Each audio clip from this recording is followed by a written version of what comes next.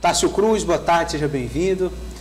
Tássio, prefeitura, momento pré-eleitoral, expectativas dentro da base de Doutor Pessoa, que tem direito de disputar a reeleição e esse é considerado o caminho natural. Como é que você tem acompanhado as articulações internas no Palácio da Cidade, Tássio? Boa tarde, seja bem-vindo. Boa tarde, Eliezer. Boa tarde ao amigo de casa. A estreia, né? No Papo do Cafezinho, dia especial, né? Aniversário da Audia TV.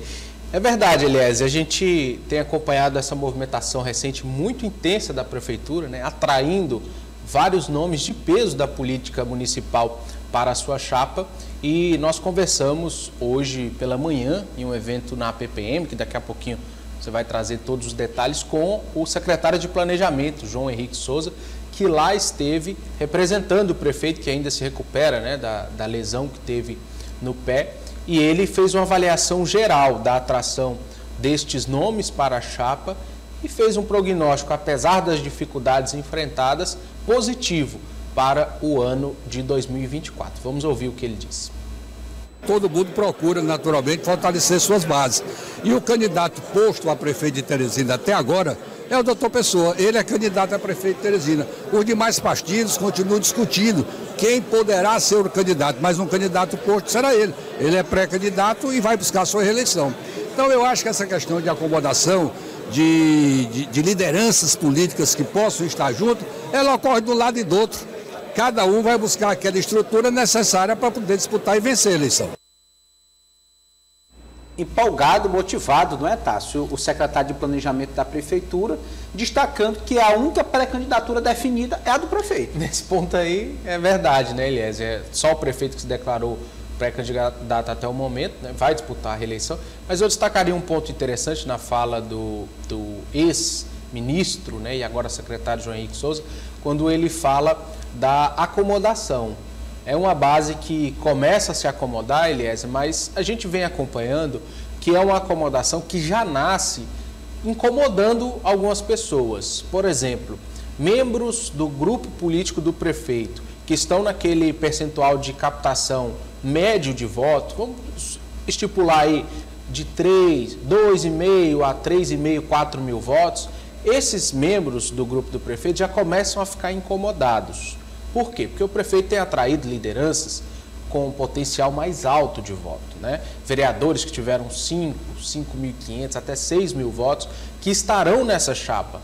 E aí a conta não fecha, né, Eliezer? A gente sempre fala de números aqui, o amigo de casa muitas vezes não está interessado em número, mas para se falar desse ponto político é preciso falar dos números, porque no final das contas tudo vai terminar em quociente eleitoral, em disputa dentro dos partidos. Então, já começa a incomodar alguns aliados do prefeito que já tentam uma segunda alternativa de montar chapas com potencial menor de voto. E quando o ministro João Henrique fala de acomodação, ele fala diretamente ao Solidariedade, que foi o último partido que deixou a base aliada do prefeito. A gente destacou aqui ao longo de toda essa semana. Fernanda Gomes confirmou para a gente a saída, o rompimento do Solidariedade com a base do prefeito. Ontem, em diversas entrevistas, o presidente do partido, Evaldo Gomes, fez duras críticas ao prefeito. Ou seja, é natural que alguns saiam e que outros cheguem até a base política da gestão.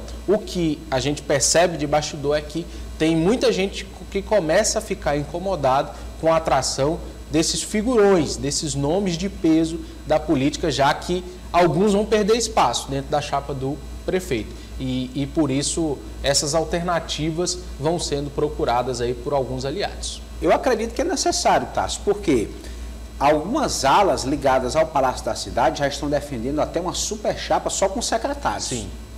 Mas isso ocasionaria uma disputa interna em uma legenda como essa muito grande. O risco de secretários bem votados perderem a eleição, né, com tanto cacique dentro da mesma chapa. A gente viu uma cena parecida dessa, Eliezer, na história recente. Se a gente puxar aqui, por exemplo, 2020, a líder do prefeito na Câmara perdeu a eleição, Graça Morim, que agora volta à Câmara.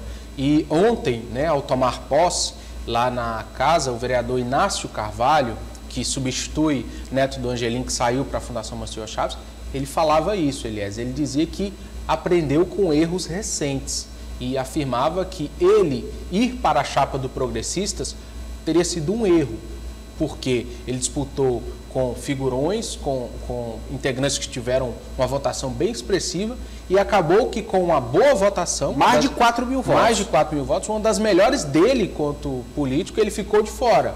Graça Amorim também ficou de fora. No PSDB, por exemplo, nós tivemos um dos vereadores mais históricos aqui da capital, Joninha, que ficou fora, Ítalo Barros. Ou seja, essa estratégia de colocar todo mundo num bloco só e tentar buscar o máximo de cadeiras, ela é interessante até a página 2. A página 2 é quando entram aí candidatos de captação que ajudam essa chapa a ter um sucesso. Por exemplo, no âmbito estadual isso ocorreu e se deu muito bem com o PT, que conseguiu fazer a maior bancada na Assembleia, né? Os deputados, à exceção da deputada Tereza e do deputado Oliveira Neto, os deputados conseguiram se reeleger. Mas por quê? Porque o PT tem um movimento de base e tem muitas candidaturas de captação. Aqueles candidatos que já entram sabendo que vão ter uma votação menor, mas acabam obtendo sucesso. Então, é uma estratégia que o prefeito começa a fazer, complicada, e que terá certamente, como um dos condutores, o sempre sóbrio, a voz da consciência, eu diria assim, da Prefeitura de Teresina, que é o ministro João Henrique, que tem muita habilidade e hoje fala quase que como um republicano, né? Não fala como um MDBista como ele sempre foi.